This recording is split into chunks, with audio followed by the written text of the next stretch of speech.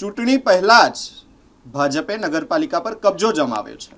ઘટના નવસારી જિલ્લાના ગણદેવીથી સામે આવી છે કે જ્યાં કોંગ્રેસના તમામ ઉમેદવારોના ફોર્મ રદ થતા ભાજપે ચૂંટણી પહેલા જ જીત મેળવી છે, જેને લઈને ભાજપના કાર્યકરો અને ઉમેદવારોમાં ખુશીની લહેર, ખુશીનો માહોલ જોવા મળી રહ્યો છે। મળતી માહિતી મુજબ ગણદેવી શહેર કોંગ્રેસ પ્રમુખ દ્વારા સમયસર મેન્ડેટ ન આપવામાં આવતા ઉમેદવારોના ફોર્મ રદ કરવામાં આવ્યા છે। આ મુદ્દે કોંગ્રેસે ચૂંટણી પ્રક્રિયા પર સવાલ ઉઠાવ્યા છે। કોંગ્રેસના આગેવાનોનો આક્ષેપ છે કે ચૂંટણી અધિકારીએ લોકશાહીનું હનન કર્યું છે અને આ મુદ્દે હવે હાઈકોર્ટનો દરવાજો ખખડાવવામાં આવશે। ગણદેવી નગરપાલિકાનું ઇલેક્શનમાં કોંગ્રેસના 18 જેટલા ફોર્મ પ્રાંત અધિકારીએ રદ કરીને, એટલે કે ચૂંટણી અધિકારીએ રદ કરીને લોકશાહીની વિરુદ્ધ નિર્ણય લીધો છે। અમારા શહેર પ્રમુખ અને કન્વીનર લગભગ 3 વાગ્યા સુધી એમની પ્રિમાઇસીસમાં 3 ને 10 સુધી હતા, એટલે કે એમાં ફોર્મ ભરવાની પ્રક્રિયાઓમાં એમ પ્રમુખ અને કન્વીનર બિઝી હતા। ફોર્મ ભરાઈ ગયા બાદ 3 ને 10 જ્યારે મેન્ડેટ રજૂ કરવા માટે ગયા ત્યારે પ્રાંત અધિકારીએ આ મેન્ડેટ સ્વીકારવાની ના પાડી। ત્યારબાદ મેં પોતે પણ રજૂઆત કરી કે જ્યારે પ્રિમાઇસીસમાં જ હોય અને ફોર્મ ભરવાની પ્રક્રિયામાં બિઝી હોય ત્યારે મેન્ડેટનો સ્વીકાર કરવો જોઈએ, પરંતુ એમણે જણાવ્યું કે 3 વાગ્યા બાદ કોઈ પણ મેન્ડેટ સ્વીકારી શકાય નહીં। આ ખરેખર લોકશાહીનું દમન થઈ રહ્યું છે, સરમુખત્યારશાહીનું વરવું રૂપ ધારણ કર્યું છે।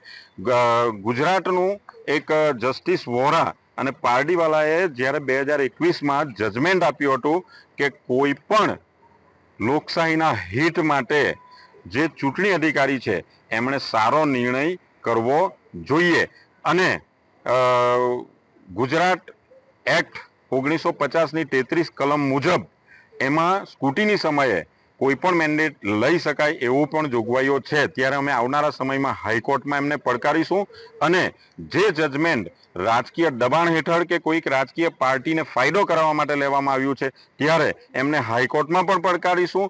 આવનારા સમયમાં રોડ પર પણ ઉતરીશું અને આ એક લોકશાહી માટે આવનારા સમયમાં ખતરાની ઘંટી છે। ભારતીય જનતા પાર્ટીએ અત્યારે ધાકધમકી હોય, પૈસાનું રાજકારણ હોય કે સત્તાનો દુરુપયોગ કરીને કોઈ પણ ભોગે સત્તા મેળવવાનું રાજકારણ જે કરી રહ્યા છે એ દેશ માટે આવનારા સમયમાં ખતરારૂપ છે અને જનતા એને ઓળખી ચૂકી છે। આ જે મેન્ડેટ છે એ જાણી જોઈને મોડું આપવામાં આવ્યું હતું કે પછી કેમ લેટ થયું? આ સ્થિતિ કેમ બની? કેમ કે જ્યારે મહત્વની વાત હોય મેન્ડેટની ત્યારે કેમ એટલી મોડું 3 વાગ્યા સુધી રાહ કેમ જોવાનું? અમારા એક જ દિવસમાં બધા છેલ્લી તારીખ હતી, એક જ દિવસમાં બધા જ ઉમેદવારો ફોર્મ ભરવાની માટે આવ્યા હતા, એટલે જ્યારે 18 ઉમેદવારો એક સાથે ફોર્મ ભરતા હોય ત્યારે એમની પ્રક્રિયાઓમાં થોડો સમય લાગે અને એ જ પ્રક્રિયાઓમાં આ સમય થયો। એમની પ્રિમાઇસીસમાં જ્યારે 3 ને 10 સુધી હોય ત્યારે મેન્ડેટ લેવા એ એમની લોકશાહીના હિત માટે પણ ફરજ બને છે, પરંતુ ક્યાંક ને ક્યાંક એમણે રાજકીય દબાણ હેઠળ આ કામ કર્યું છે।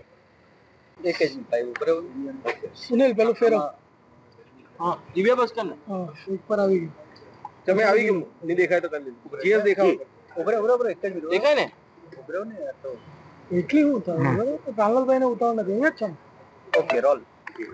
હાલે જે ગણદેવી નગરપાલિકાની સામાન્ય ચૂંટણીઓ ચાલી રહી છે તેમાં આજે ચકાસણીનો દિવસ હોય તેમાં ગણદેવી નગરપાલિકા ભારતીય જનતા પાર્ટીના 24 ઉમેદવારોના ફોર્મો ભરાયેલા, તેની સામે કોંગ્રેસના પણ ઉમેદવારોના ફોર્મો ભરાયા। પણ આજે ચકાસણીના દિવસે કોંગ્રેસે જે મેન્ડેટ જે સમય મર્યાદામાં કાયદાના નિયમ પ્રમાણે જે સમયસર જે રજૂ કરવાના હતા તે રજૂ કરી શક્યા નથી, તો આજે ચકાસણીના દિવસે કોંગ્રેસના તમામ ઉમેદવારોના ફોર્મો રદ થયા છે અને આગામી દિવસોમાં ગણદેવી નગરપાલિકા સમરસ થશે એવી અમને આશા છે।